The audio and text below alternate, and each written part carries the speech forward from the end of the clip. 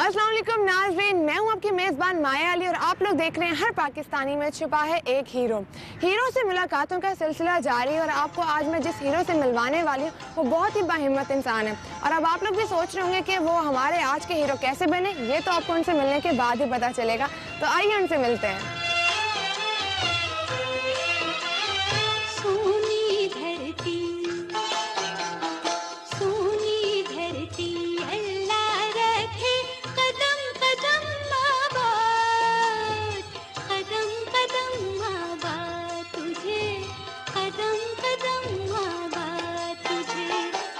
हर कामयाब मर्द के पीछे एक औरत का हाथ होता है। हमारे आज के हीरो भी वो कामयाब मर्द हैं जिनकी तमाम कामयाबियों में कहीं ना कहीं उनकी रफीका हयात का साथ जरूर है। मोहसिन नवाज जो बीनाई से महरूम और पोलियो अफेक्टेड होने के बावजूद जितने जिंदा दिल और नॉर्मल लोगों से बढ़कर खुश जिंदगी गुजार रहे हैं, शायद उन जैसा कोई हो। सिर्फ यही नहीं बल्कि मोहसिन नवाज की कामयाबियों की फहरिस्त बहुत तवील है। एक प्राइवेट अदारे में डायरेक्टर PR एंड सेल्स है, FM रेडियो पर प्रेजेंटर है। वो और उनकी अहलिया दोनों मिलकर रेडियो पर एक पॉपुलर प्रोग्राम कंडक्ट करते हैं। इसके अलावा मोहसिन नवाज माजूर अफराद की काउंसलिंग भी करते हैं और उनको अपनी तरह का एक फाल और करामत शहरी बनाने के लिए सरगर्म अमल रहते हैं।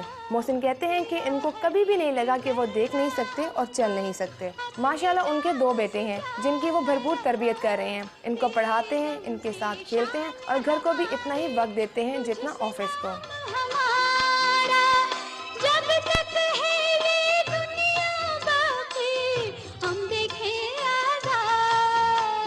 नाज़रीन, इस वक्त मेरे साथ मौजूद है मोहम्मद मोहसिन नवाज साहब, तो उनसे बात करते हैं। अस्सलाम वालेकुम मोहसिन। वालेकुम अस्सलाम। आपको 2 आप डिसेबिलिटी है, एक तो आप पोलियो पैरालाइज और एक आप ब्लाइंड हैं, तो ये सब कुछ कैसे हुआ आपके साथ?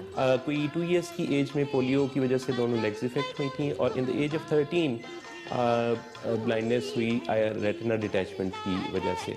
अच्छा, ये बताएं कि ये इन दोनों के साथ आप किस तरह अपनी ज़िंदगी को मैनेज करते हैं? कुछ मुश्किलात तो ऑब्वियसली आती होंगी। फोकस जो इंसान का है वो अगर इस चीज़ पर रहने की बजाय कि हम क्या नहीं कर सकते, अगर इस पर रहे कि हम क्या कर सकते हैं, तो फिर कुछ भी इम्पॉसिबल नहीं रहता। आपकी फैमिली ने आपको कितना सपोर्ट किया? फैमिली की तरफ से भी काफ़ी अच्छी सपोर्ट मिली। मैं 2 बहनों का इकलौता भाई हूँ और उनके दिए हुए कॉन्फिडेंस की वजह से अल्हम्दुलिल्लाह मुझे ऐसा लगता है कि ज़िंदगी में बहुत ज़्यादा आगे बढ़ने का मौका मिला। मेरा ये ख्याल है कि जिनों के साथ कोई ऐसा चैलेंज होता है उनके अंदर ये सलाहियत भी अल्लाह ताला रख देता है कि उनकी शख्सियत में कुछ ऐसी कशिश पैदा हो जाती है कि दोस्त उनके ज़्यादा बनने लगते हैं। और रेडियो का जिक्र करना चाहूँगा कि रेडियो ने मेरी ज़िंदगी में बहुत अहम किरदार अदा किया। माया, माशाल्लाह से आप FM के बहुत पॉपुलर प्रेजेंटर भी हैं, तो ये एक्सपीरियंस कैसा है? बहुत ही ज़बरदस्त एक्सपीरियंस रहा। मुझे अपने सुनने वालों के साथ मुलाकात का इंतज़ार रहता है।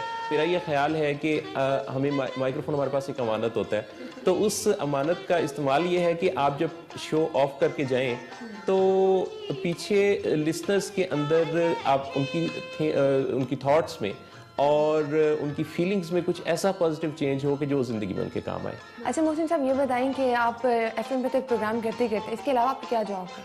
अल्हम्दुलिल्लाह मुझे एजाज़ हासिल है कि एक प्राइवेट ऑर्गेनाइजेशन में जहां मैंने टेलीकम्युनिकेटर के तौर पे काम करना शुरू किया, वहाँ gradually manager, general manager, executive की पोस्ट पर काम करने के बाद अभी मैं डायरेक्टर सेल्स एंड PR की बहुत अहम पोस्ट पे काम कर रहा हूँ। और इसमें मैं समझता हूँ मेरे टीचर डॉक्टर सदाकत अली जो इस इदारे के CEO भी हैं, उनकी बहुत लम्हा मिलती हुई रहनुमाई से मैंने ये आज पोजीशन हासिल की है। बिल्कुल सही। अच्छा, कभी ऐसा फील हुआ आपको अपनी लाइफ में कि काश कि मेरे साथ ऐसा ना होता तो आज में कुछ और होता यहाँ पे? नहीं, अल्हम्दुलिल्लाह ऐसी फीलिंग नहीं आई। वक्त के तकाज़ों को पहचान के जब आप अपने आप को उसके मुताबिक ढालते चले जाते हैं तो फिर ज़िंदगी आपके लिए बहुत आसान और खूबसूरत हो जाती है। माशाल्लाह से आपके 2 बेटे, एक प्रॉपर फैमिली है, लेकिन कभी आपके दिल में ख्याल आया था शादी से पहले कि शादी के बाद आपकी जो फ़राइज़ है आप उसको सही तरह से निभा सकेंगे? हाँ माया, ये बहुत अहम बात है। वाकई उस वक्त एक दफ़ा एक लम्हे को जहन में आया तो था कि ये एक बहुत अहम जिम्मेदारी है और इसको अदा करने के लिए यकीनन काफ़ी मेहनत करना पड़ेगी। मुझे एक लम्हे के लिए लगा था कि कहीं ऐसा ना हो कि बाद में अब जो जिम्मेदारी उठा रहा हूँ इसको निभाना कहीं मुश्किल ना हो जाए, लेकिन मुझे अपने अल्लाह पर बहुत भरोसा और यकीन रहा है। अब ये बताएं मुझे कि मैंने सुना है कि जो आपकी वाइफ है वो आपके प्रोग्राम की लिसनर थी, तो ये सब कुछ कैसे हुआ, कैसे मुलाकात हुई आपकी? मेरे साथ जब उनका राब्ता हुआ तो शुरू में ये हुआ कि उन्होंने मुझे ये कहा कि अच्छा, आपकी सिस्टर्स की शादियां हो जाएंगी तो फिर आपको तो बहुत अकेलेपन का एहसास होगा, तो क्यों ना मैं आपके लिए कोई अच्छा रिश्ता ही तलाश करूं। तो वो जनाब मेरे लिए रिश्ता ढूंढने लगी और तकरीबन 6-7 माह तक वो रिश्ता तलाश करती रही और मुख्तलिफ जगहों पे उन्होंने बात की। तो फिर एक दिन मुझे फ़ोन किया, कहने लगी कि वो लड़की भी जो है वो मुझे कुछ पसंद नहीं आई, फ़लाँ लड़की पसंद तो आई है लेकिन मुझे लगता है कि वो कोई जज्बाती तौर पे इतनी मजबूत नहीं है, तो मुझे ऐसा लगता है कि ये मुश्किल काम मुझे खुद ही करना पड़ेगा। शादी के बाद आपकी लाइफ में क्या चेंजेस आए? शादी के बाद आने वाले सारे के सारे चेंजेस जो हैं बहुत ही पॉजिटिव और खूबसूरत हैं। ज़िंदगी बामकसद हो जाती है, खूबसूरत हो जाती है और एक 11 हो जाते हैं। नहीं 11 बच्चों की बात नहीं कर रहा, बल्कि लाइफ पार्टनर को मिला के तो आपकी तवानाइयों में इजाफा हो जाता है। अच्छा ये बताएं कि ऐसे बहुत से लोग जो आपको इस टाइम देख रहे हैं, कुछ करना चाहते हैं और उनमें शायद कहीं ना कहीं कमी रह गई है, उन लोगों को क्या मैसेज देंगे आप? आप जैसा दुनिया में कोई नहीं है, तो आपको ये यकीन होना चाहिए कि आप एक मुनफरिद ऐसी शख्सियत हैं कि दुनिया में आपको एक तब्दीली लाने के लिए भेजा गया है। आप पैदा हुए थे तो जिस तरह से कायनात या ज़िंदगी थी, जब आप दुनिया से रुखसत होंगे तो आपको दुनिया को इस तरह से नहीं छोड़ के जाना, आपको कुछ डेवलप कुछ करके अच्छा करके हमें यहाँ पे जाना है। हाँ, कुछ चेंज लेके बिल्कुल जाए। से। Thank you so much Mohsin. और अब हम लोग नाज़रीन चलेंगे मोहसिन साहब के साथ, उनके घर पे जाएंगे, उनकी वाइफ से बात करेंगे और ये भी देखेंगे कि अपने बच्चों के साथ कैसे टाइम स्पेंड करते हैं।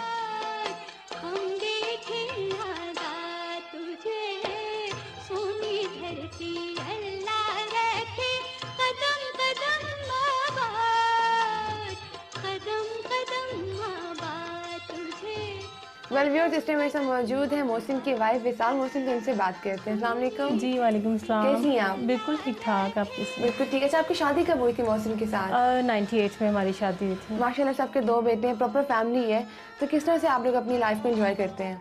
जब भी टाइम मिलता है हम आउटिंग के लिए चले जाते हैं और कहीं ना कहीं हमारा प्रोग्राम होता है और बच्चों के साथ बहुत अच्छा टाइम स्पेंड करते हैं। इनकी कोशिश होती है कि हर अच्छी बात जो मुझे पता चली है मेरे बच्चों पे मुंतकिल हो जाए। आप और मोहसिन दोनों मिलकर रेडियो पे एक शो कर रहे हैं, तो ये एक्सपीरियंस कैसा है? बहुत ही अच्छा। मैं कहती हूँ कि संडे को ये जो 2 घंटे होते हैं हमारा एक दूसरे के साथ भरपूर टाइम जो है स्पेंड हो रहा होता है। किसकी फैन फॉलोइंग ज़्यादा है, मोहसिन की या आपकी? एक्चुअली जो फैंस है वो हैं हमारे दोनों की इकट्ठे हैं, लेकिन मैनेज मोहसिन उन्हें रखते हैं। अच्छा ये बताएं कि मोहसिन की सबसे अच्छी बात आपको क्या लगती है? Caring and loving. अच्छा विशाल, बहुत सी लड़कियां होंगी जो इसमें प्रोग्राम देख रही हैं और स्पेशल लोगों को साथ ज़िंदगी गुजारना चाहती हैं, तो उन लड़कियों के बारे में क्या कहेंगे? एम के साथ जब हम लाइफ गुजारते हैं तो वो बहुत एनर्जेटिक होता है हमारे लिए, और ये सिर्फ सोचने की हद तक होता है कि हमें पता नहीं किन किन प्रॉब्लम्स को फेस करना पड़ेगा, पता नहीं कंघी भी इनकी करनी पड़ेगी, एक मुंह में नवाला डालना पड़ेगा।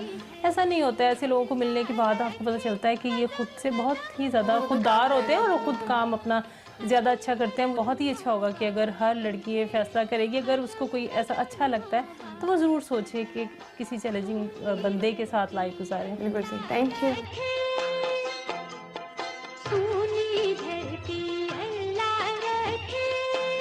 नाज़रीन, आज मैंने आपकी मुलाकात करवाई हमारे हीरो मोहसिन नवाज साहब से। वैसे तो मैं हर हफ्ते आपकी मुलाकात करवाती रहती हूँ हमारे हीरो से, लेकिन जब हम ऐसे हीरो से मिलते हैं तो हमें बहुत ज़्यादा दिल खुशी होती है और हमारे अंदर कुछ नया करने का जज्बा भी पैदा होता है।